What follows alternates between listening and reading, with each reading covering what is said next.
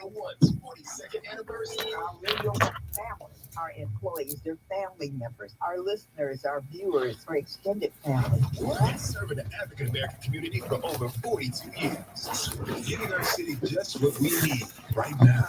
Baltimore's inspiration station, Praise 106.1. Was number one accident.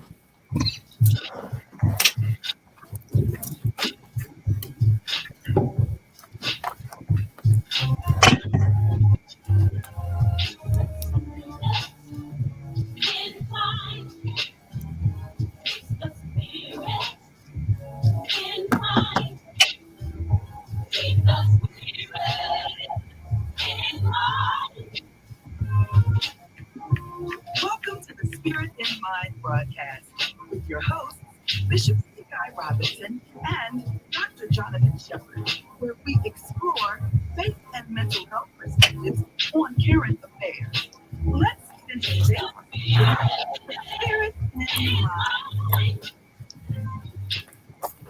Well, hello, everyone, and welcome to Spirit in Mind, where we discuss current affairs with faith and mental health perspectives. I'm Bishop Guy Robinson, and I am glad to be with you for a new season of Spirit in Mind, and grateful for the presence of my colleague and co-host, Dr. Jonathan Shepard. Hello, Dr. Shepard. Hey, Bishop. How are you, sir? Good. With Spirit of Mind family, we're all back together again, and we're grateful for your support. Let someone know that we're on. In fact, let's do a little bit of our contact information, and we got some updates. Dr. Shepard's got some updates going on with him professionally and personally. He'll share, and so I'm just glad we're back. But you can call us at 443-380-2803. 443-380-2803. That's the number live here, right here at Praise 106. Tell your friends, turn on Praise 106 if they're in the car or have access to online streaming things. Dr. Shepard's going to give us some contact information because we love the power of connection. Dr. Shepard? Absolutely. And so, again, thank you all for being with us this afternoon. It is so good to be back in the studio live. And I will say this, it is a time of transition. It is such an awesome privilege to be before all the different listeners out there. And I hear from different listeners, different people, even persons today ask me where we're going to be on. And I am so privileged to have this opportunity to work with Bishop Robinson and to also provide the necessary materials and care that so many of you all ask for when it comes to mental health. I am now currently, Bishop, a new transition has occurred in my life. I'm now the Chief Clinical Officer for the Department of Behavioral Health for all of the District of Columbia. And I am proud to be in that role. Just ended week number 3, and so happy that the transition is going well. It is an awesome responsibility, one that I cherish, and just thankful that I'm able to work in that position. So you can still reach out to me for direct care services. I can now take care of you both in DC and Maryland. Isn't that something? And it's awesome how in transition your borders will expand. And so just happy to do that. And Bishop, I don't know, should we tell the people how to contact us on our social media page? Yes, absolutely. Absolutely. So continue to reach out to us. Bishop C. Guy Robinson, as he's a pastor of the Tabernacle Church over there on the West Side Missionary Baptist Church. You can reach out to him on his various social media pages, CGR Ministries. You can check out his books on Amazon, Critical Collaboration. I know he's also busy with other books that he's writing. And he's also a teacher. And in case you go over to Morgan State, you might want to pop into his class.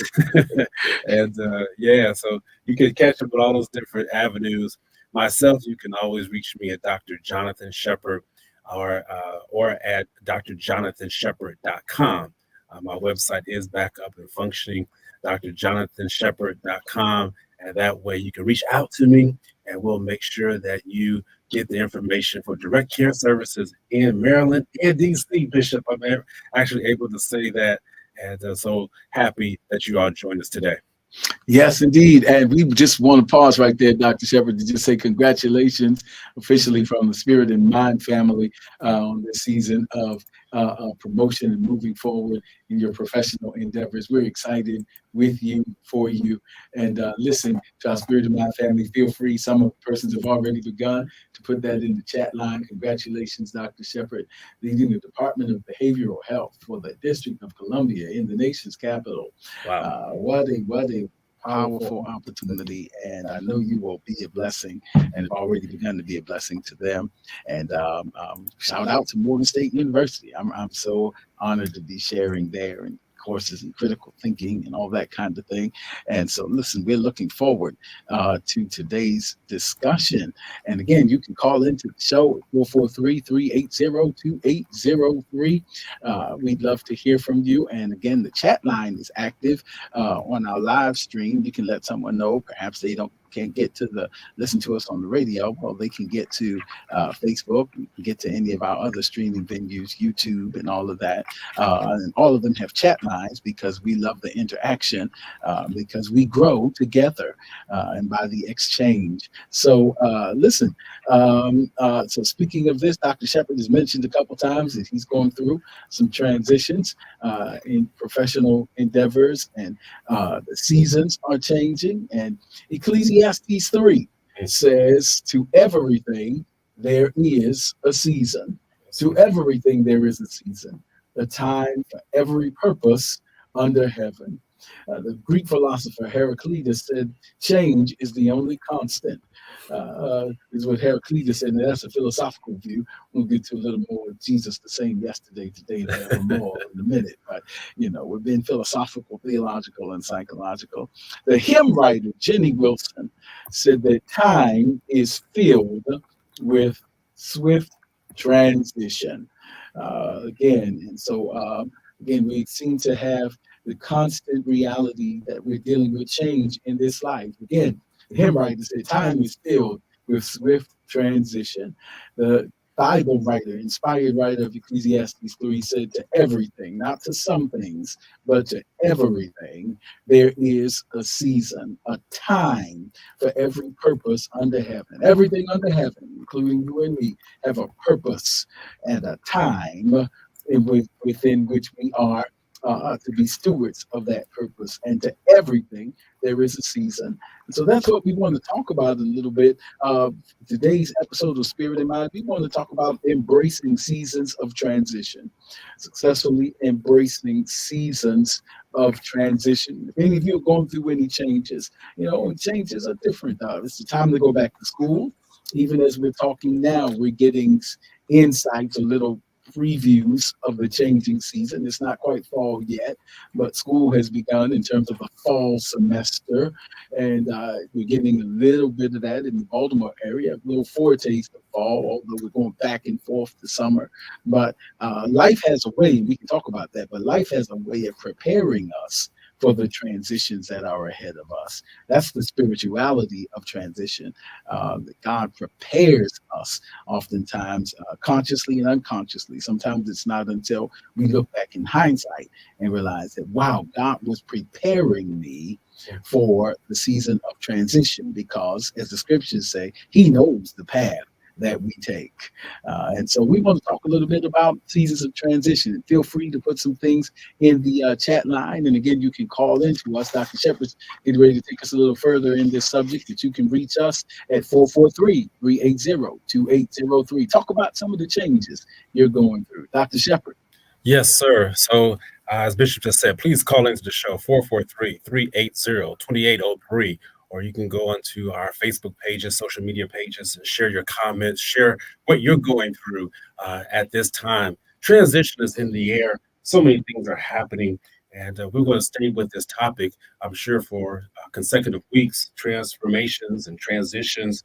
And Bishop, as I was thinking about transitions, of course, I'm looking at my own life, and I have no problem with being vulnerable as I share, because transition is happening in my life. It is happening in so many of you all's lives out there. And one of the things I looked at is, when you're in the middle of transition, is many times it's a transformation. It's a transformation period. And as you go through that, you are literally leaving behind one state to enter into another. And that's why it may at times feel like part of you is coming to an end. When you go through that transition, it's almost as if you're grieving. And I should say almost. Sometimes you are grieving because as you are recognizing that one stage of life is over, or one stage of whatever that activity is or event, it's now done. And now you must move forward into another season, another state. And that's why it feels like part of you is coming to an end. And it's what I consider a reconstruction of your inner world, who you are. And what happens is that you start to shed many layers of what was. And now you become to be revived, renewed, and regenerated. And I can even hear my pastor. She will sometimes tell me, Shepherd, I can just see the layers just coming off of you as you are evolving into what you are called to be, or who God called for you to be. And that is so awesome that those layers are being peeled back from you. Those layers are coming off of you. And that's what happens when there is transition. Bishop, there's an illustration that I'm going to toss it back to you. But a few months ago, I was just reading and praying and studying, and a caterpillar came to mind. And I thought about what happens when a caterpillar is in a cocoon. And I was really thinking about, man, what happens if the cocoon or the caterpillar stays in the cocoon too long? So I started looking about that and started looking at what happens when a person transitions and when an animal transitions, such as a caterpillar, and that shedding of the old self, or that old layer as they become something new. A caterpillar comes from a animal that crawls along the ground and then can transform into a butterfly that now flies and able to move much further and even higher up. And so I thought about what that happens as you shed. You shed your old self, you're shedding your old defaults, you're shedding your old pattern tendencies. And even, Bishop was talking about how there is a fear of breaking out of the cocoon that has surrounded you while you develop. And as I was thinking about that fear, again, the question came to my mind, like, is it possible to miss the window granted to break out of the cocoon? Is it possible to be overdeveloped versus underdeveloped in the transition process? So that's really what I was struggling with. And Bishop, I'd love to hear your response to that. One more thing here. So what I did is, of course, the scientists in me started looking at what happens with butterflies, and they stay in their cocoons for 5 to 21 days. And if they're in really harsh places like deserts, some of them will actually stay up in there for 3 years, waiting for rain and for good conditions. And so that told me that the environment needs to be ideal for them to come out, be able to feed on the plants and lay their eggs and be productive. And so I was like, man, I get it now. I have to stay in this cocoon sometimes until my environment is right for me to be able to thrive and not just survive. I'm leaving it right there, Bishop, because that really spoke to me. Oh man, this is good stuff. And again, we invite you to get in on this conversation. But it's so fascinating that you use that biological example with caterpillars and butterflies. And some of you know, I used to have, I'm going way back about 25 years, but my undergraduate biology teacher said to me one time, the more you study biology, the more you can appreciate your theology, if you really have a theological lens. And here's the reason why. You just talked about that and the transitions that a caterpillar has to go through to become a butterfly. And it's sometimes referred to as metamorphosis. Yes. Metamorphosis comes from the Greek word metamorpho, which is the very word that is used in the Mount of Transfiguration. When Jesus is on the mountain and everything in him, and it says he was transfigured, it's literally meant he transitioned in his figure, and everything that was in him came out of him. Wow. And so, and that's what I want to say, is that sometimes God is getting us to a place because things have been embedded in us. And that's the difference between something being enveloped and something being developed. Wow. And normally we have gifts and abilities and skills and things that are genetically and spiritually enveloped in us. But in order for them to become manifest, we have to be developed, which means that at some point we have to all come out of our shells.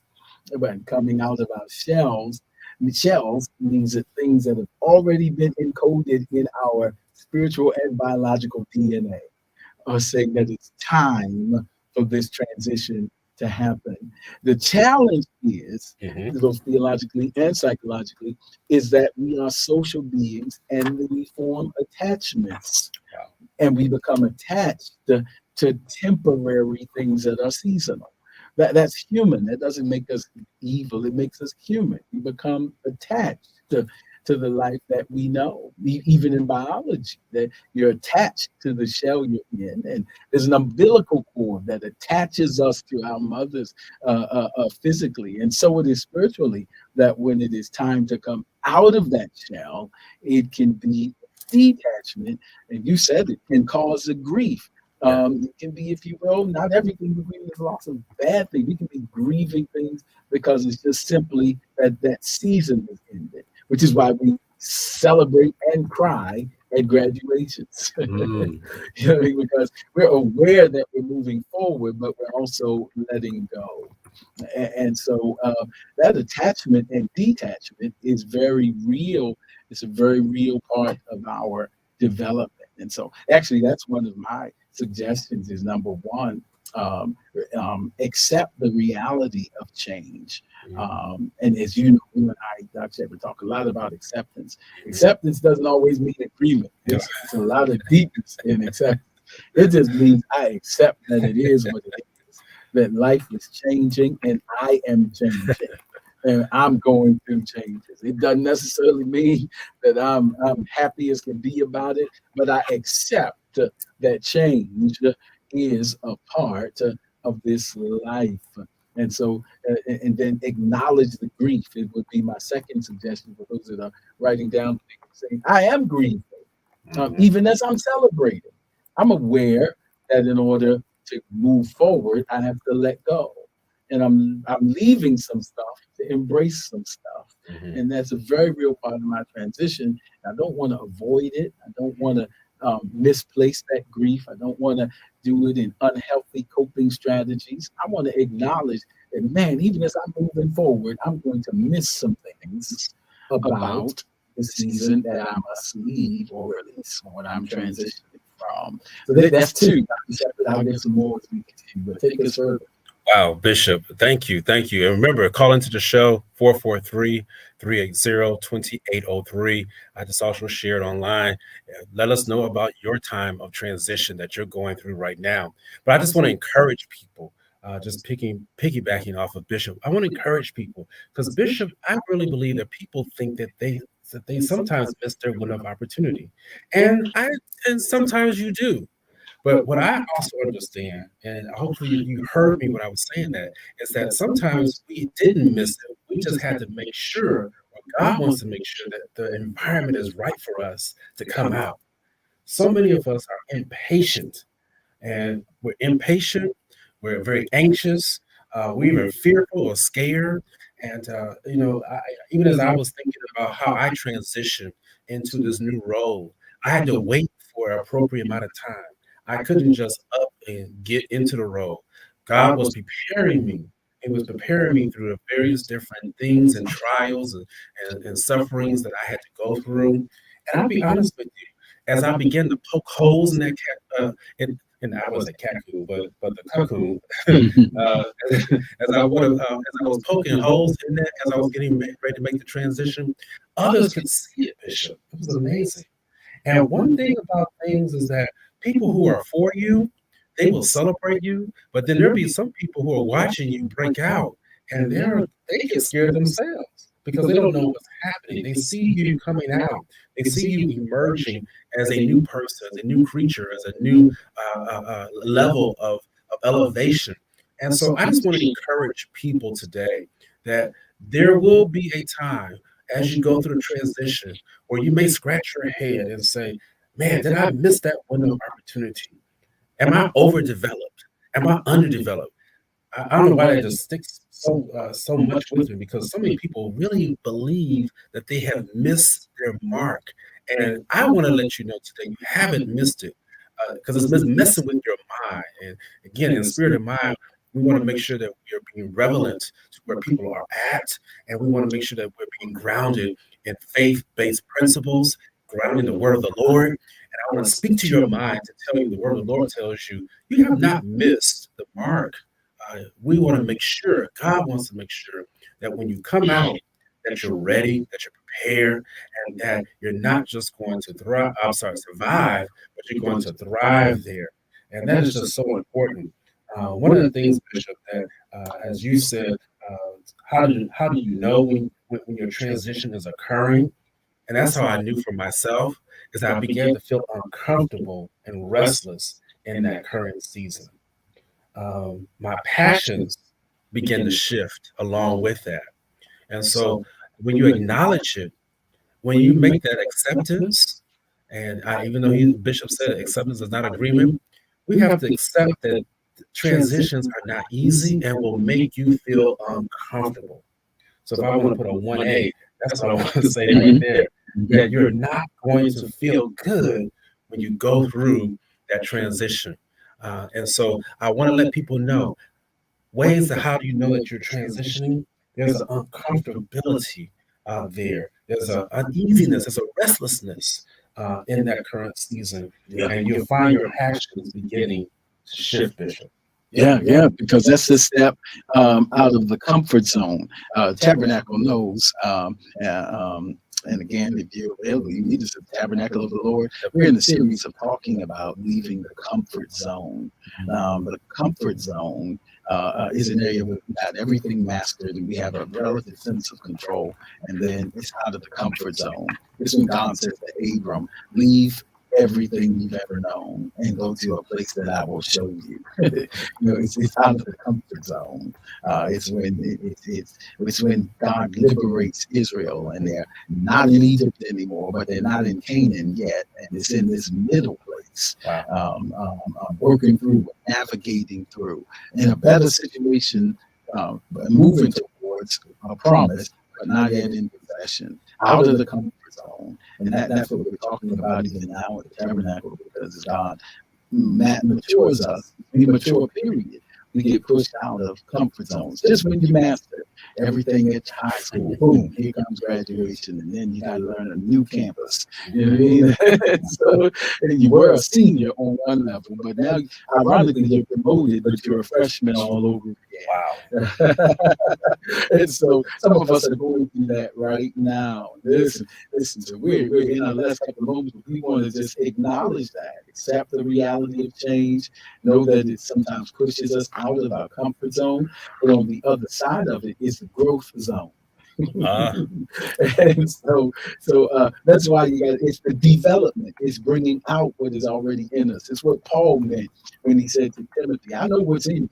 It's in your natural DNA. It's in your spiritual DNA. It was in your grandmother. It was in your mother. He said, and it's also in you. Then I laid hands on you. And now what's happening is life is stirring up again because a season of transitioning is happening. Oh, my goodness. And so you're being prepared for the transition. That's a word for somebody today because we're being prepared for the transition. And in the midst of that, we got to work out faith. Sometimes we have to do some cognitive reframing, because when things are changing, our anxieties kick in and we go right to worst case scenarios. Wow. That's when Israel was liberated from Egypt, but they're not yet there. And in that out of that comfort zone, they start saying, man, at least we had cucumbers and onions and leeks back with Pharaoh. Yeah, but you've been promoted. Why would you want to go back to that? When you start romanticizing something that God has delivered you from because you don't yet have the promise, and you start romanticizing a relationship that you've outgrown or that was abusive or that has served its time, you can know that you're in the wilderness and your anxieties are kicking in. And you got to let your faith speak to those existential fears. Man, I could stay here for a minute, but we got 2 minutes and 30 seconds left, Dr. Shepherd, and then we'll close out. All right, Bishop, hand it over to me after that. That's hot to handle. I mean, literally from the comfort zone to the growth zone. Thank you all. You all are blowing up the lives on the comments. I appreciate it. Yes, Bishop, I tell you, we are preparing for the transition. And thank you.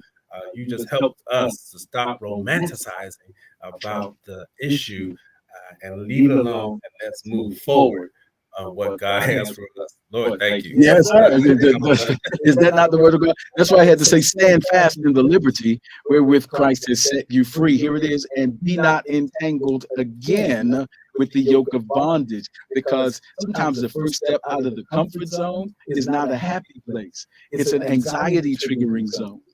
And in our anxiety, so you're out of the comfort zone, even out of the oppressive place. Because sometimes we get comfortable in the oppression. Absolutely. I don't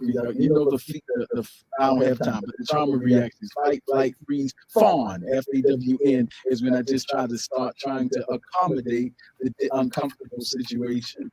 But he says, and then when you get out of that, the first step is not usually Canaan. The first step is usually a wilderness, where now I got to face my fears and learn and let these other things that are in me develop. And I'm going to stop here because it's already in you. Everything you need to get to the growth zone, everything you need to experience post-traumatic growth is already in you. And so he that hath begun a good work in you, may he continue to perform it.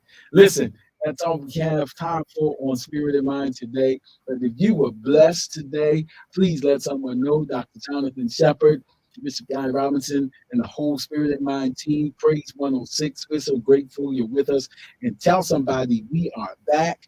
And by the grace of God, we look forward to seeing you next time on Spirit and Mind.